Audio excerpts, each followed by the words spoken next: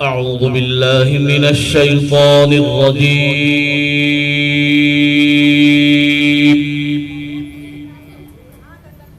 بسم الله الرحمن الرحيم.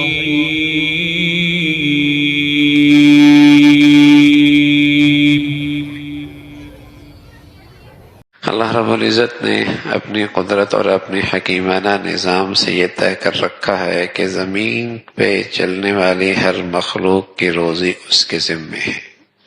وما من دابۃ فی الارض الا علی اللہ رزقها. سب کی روزی اللہ کے ذمے. ایسا نہیں ہے کہ اللہ نے کوئی شخص دنیا میں بھیجا ہے اور دنیا میں اس کے لیے رزق کا انتظام نہ کیا ہو، یا دنیا میں وسائل کم تھے، معاش کم تھا اور لوگ زیادہ آ گئے. ایسا نہیں ہے. ہاں، انسان اپنی بدعمالیوں کی وجہ سے، اپنی کرتوتوں کی وجہ سے خود اپنے لیے راستہ بند کر لے، یہ اس کی حماقت اور نادانی ہے. ورنہ اللہ کی طرف سے ایک ضابطہ ہے کہ زمین پہ چلنے والی ہر مخلوق کی روزی اللہ کے ذمے. اللہ رزقها. پھر اللہ نے اپنے حکیمانہ نظام سے سب کی روزیاں برابر نہیں رکھی.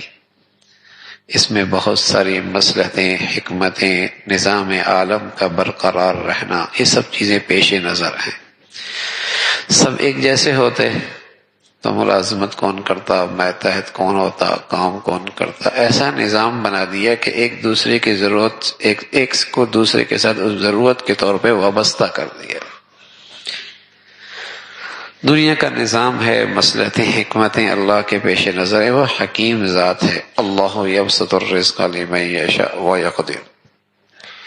پھر جنہیں اللہ نے خوشحال بنایا، مالدار بنایا، انہیں بھی یہ بتایا کہ یہ سارا مال تمہارا نہیں ہے. وفی اموالکم حق للسائل والمحروم. تمہارے مال میں یہ سارا مال تمہارا نہیں ہے. اس میں سائل کا بھی ہے، نہ مانگنے والوں کا بھی حق ہے، جو ضرورت مند ہیں ان کا بھی حق ہے. اتنا حق تو مالدار کے حق میں ان کا ہے ہی جو زکوٰۃ کا فریضہ ہے. یہ اگر مالدار اتنی رقم نکالتا ہے تو کوئی احسان نہیں کرتا، بلکہ جن کا حق ہے ان کا حق ان کو دیتا ہے. یہ کوئی احسان نہیں ہے، یہ اس کا ہے ہی نہیں. اللہ کے نظام ہے کہ اس کسی کے ہاتھ میں دے دیا، لیکن یہ حق انہی کا ہے. رسول اللہ صلی اللہ علیہ وسلم نے اس کو اس انداز میں فرمایا کہ اگر زکوٰۃ کی تھوڑی سی رقم بھی اس کے اپنے مال میں مل گئی، یعنی جس کا حق ہے اسے نہ دیا، مستحقین کا حق انہیں نہ دیا اور اپنے پاس رکھ لیا، فرمایا میں قسم کھا کے کہتا ہوں کہ اس کا دیگر مال بھی برباد ہو جائے گا. علماء نے، محدثین نے اس کے دونوں مطلب لکھے کہ زکوٰۃ دینے والے نے زکوٰۃ پوری نہیں نکالی، یعنی جن کا حق تھا وہ حق مار لیا. اور دوسری صورت یہ ہے کہ ایک آدمی زکوٰۃ کا مستحق نہیں ہے اور زکوٰۃ لے رہا ہے، اس نے بھی کسی غریب کا حق مارا ہے، اس نے بھی کسی غریب کا حق مارا ہے، اس کا بھی مال برباد ہو جائے گا. تو فی اموالہم حق للسائل والمحروم، یہ اللہ نے نظام بنایا ہے. پھر اللہ ہر شخص کو آسمان سے تو رزق نہیں پھینکتا نا، دنیا کو دارالاسباب بنایا ہے، ان اسباب کے راستوں سے اسے دیتا ہے.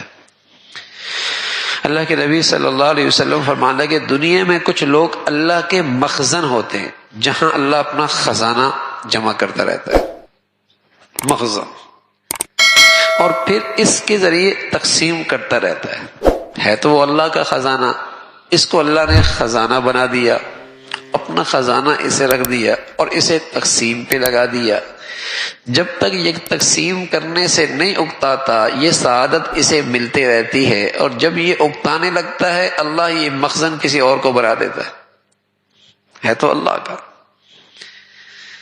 یہ تو ہے تو اللہ کا. اس کا کرم ہے کہ کسی کو یہ توفیق نصیب فرما دے. تو اس طریقے سے اللہ رب العزت نے اس کائنات کا ایک نظام بنایا ہے.